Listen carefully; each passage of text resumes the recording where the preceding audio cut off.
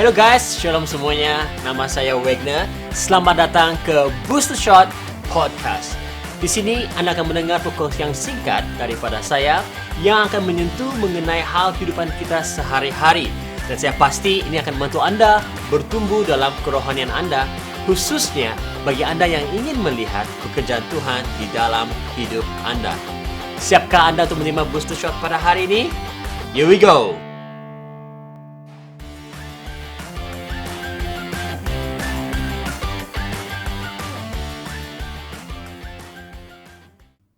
Baiklah, pada episod keempat ini, saya akan mengongsikan mengenai satu topik yang dekat di hati saya, yaitu tentang garam dan terang.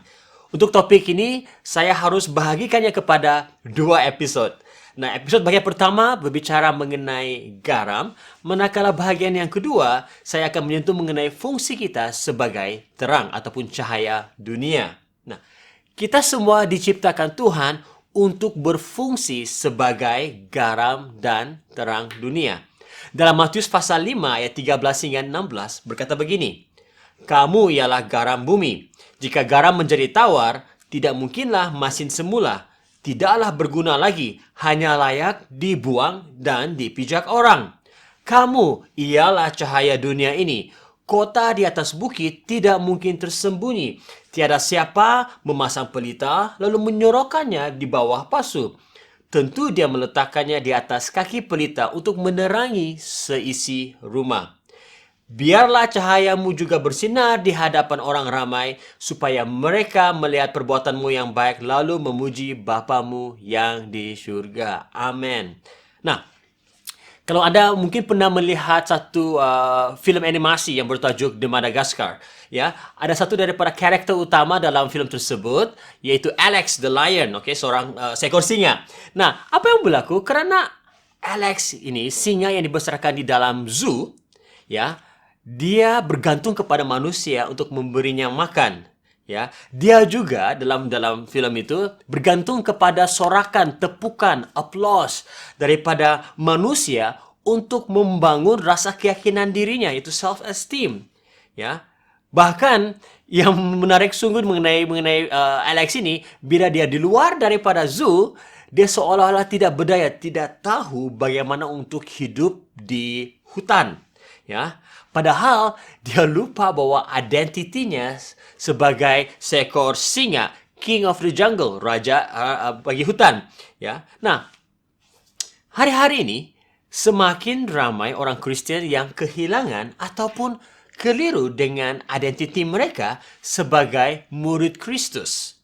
Ya, oleh kerana mereka keliru dengan identiti mereka, maka tujuan hidup mereka pun sama ada tidak jelas ataupun tidak sama seperti yang Tuhan sudah rencanakan. Pertanyaan saya untuk episod kali ini, seberapa banyak di antara kita yang sebenarnya tidak jauh beza daripada Alex the Lion? Ya, kita keliru dengan identiti kita sebenar dalam Kristus.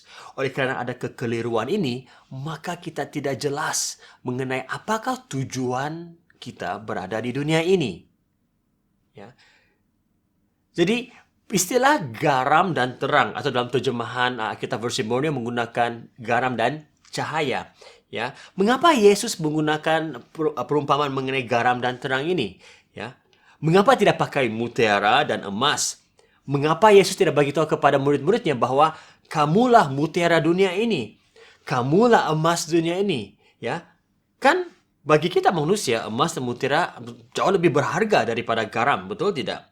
Mengapa Yesus menggunakan garam dan terang? Nah, garam dan terang adalah perkara basic, perkara dasar yang diperlukan oleh semua orang, tidak mengira status, kekayaan atau latar belakang.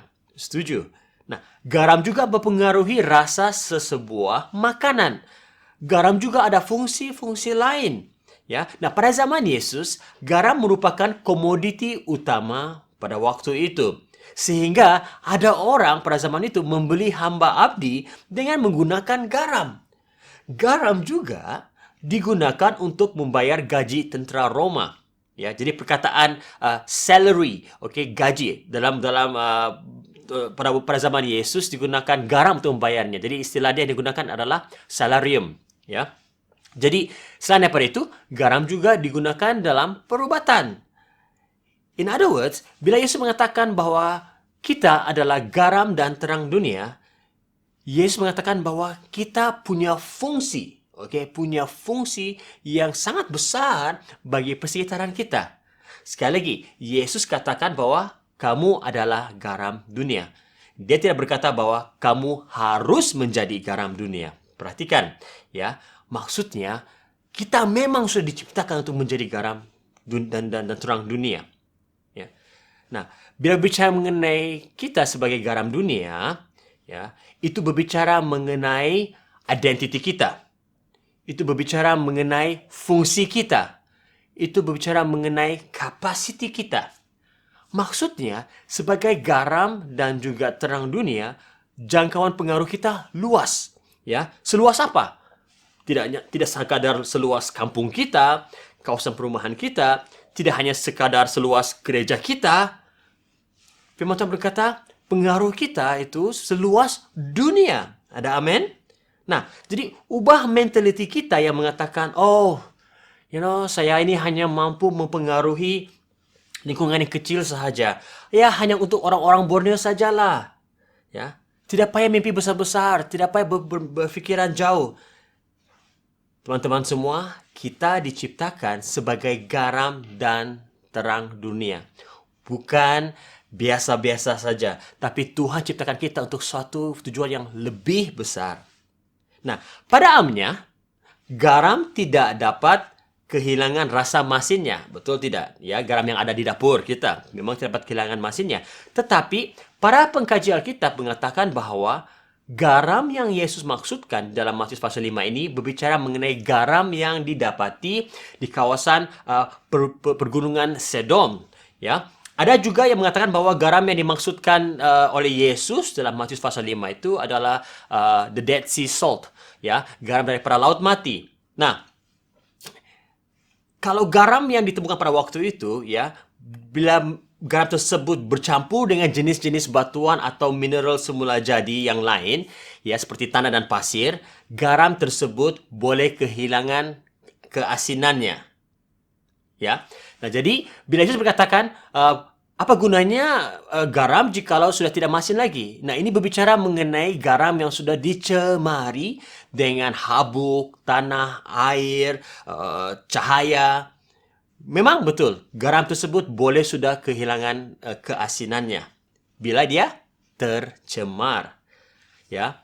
So, garam yang Yesus gunakan dalam ilustrasi ini berbeza dengan garam yang ada di dapur kita. Oke, semua kamu tangkap ini. Jadi sebagai orang percaya, bolehkah kita kehilangan kemasinan kita? Boleh. Bagaimana kita boleh kehilangan kemasinan kita? Apabila kita hidup dipengaruhi atau dicemari dengan prinsip-prinsip dan cara fikir dunia. Ya, menjadi garam, saya mau beritahu Anda. Menjadi garam bukan bermaksud perbuatan luaran kita saja. Ya. Sebab apa? Menjadi garam bukan soal apa yang kelihatan luaran. Nah, bayangkan di tangan saya ada satu serbuk putih.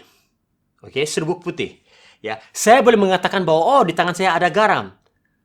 Kelihatannya seperti garam karena serbuk putih. Tetapi bagaimana Anda tahu bahwa apa yang saya katakan ini benar? Bila Anda merasakan sendiri serbuk putih tersebut, baru Anda tahu itu adalah garam. Nah, dalam hal yang sedemikian, sebagai orang Kristen, orang percaya, ya, memakai t-shirt yang ada I love Jesus, pakai salib besar-besar, letak kastika di kereta dan sebagainya, tidak bermaksud kita adalah orang Kristen atau pengikut Kristus yang sesungguhnya. Nah, tidak salah, tetapi itu bukan bermaksud bahwa kita adalah orang Kristen, kita adalah garam dan terang dunia. Ya. Bagaimana supaya kita tahu orang tahu bahwa kita adalah garam dunia? Salah satu contoh. Dalam Kolose pasal 4 ayat 6 berkata, "Hendaklah kata-katamu sentiasa penuh kasih, jangan hambar, sehingga kamu tahu bagaimana kamu harus menjawab kepada setiap orang." Dalam terjemahan bahasa Inggris, bicara mengenai garam, salt. Pada zaman Yesus, ya, guru-guru Yahudi pada waktu itu menggunakan garam sebagai lambang kepada hikmat, wisdom. Ya. Jadi, kalau saya boleh terjemahkan sedikit, Kolose pasal 4 itu kata ini, "Hendaklah kata-katamu senantiasa penuh kasih, Jangan hambar. Dalam kata kurungan, tambahlah sedikit garam, oke? Ya, sehingga kamu tahu bagaimana kamu harus memberi jawaban kepada setiap orang.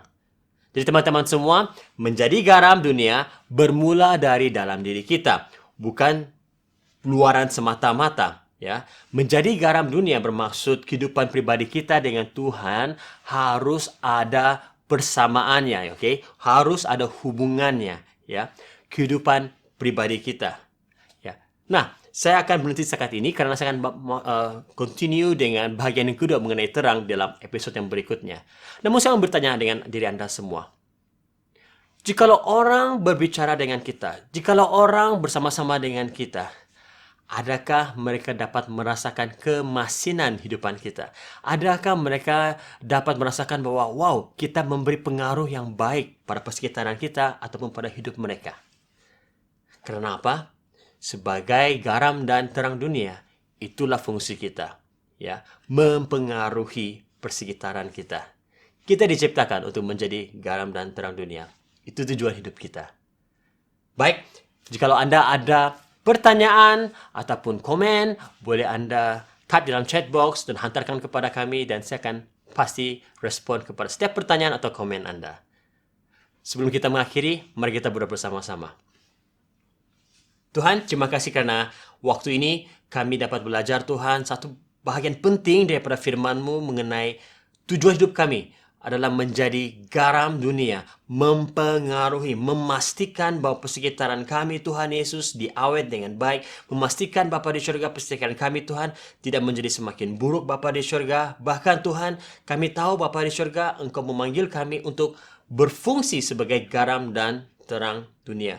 Dan saya berdoa Tuhan Yesus, setiap kami yang sudah mendengarkan podcast ini Tuhan Yesus mempunyai pandangan yang jelas mengenai tujuan hidup kami Tuhan. Kami punya tujuan untuk mempengaruhi persekitaran dan bukannya dipengaruhi oleh persekitaran kami. Terima kasih Tuhan Yesus. Saya berdoa biar hidup kami Tuhan menjadi garam yang mempengaruhi persekitaran kami dengan nilai-nilai Kristus sendiri. Terima kasih Bapa di surga. Kami bersyukur untuk waktu ini. Di dalam nama Tuhan Yesus Kristus kami berdoa. Amin. Terima kasih semua. Jumpa lagi di dalam episode yang akan datang. Tuhan memberkati.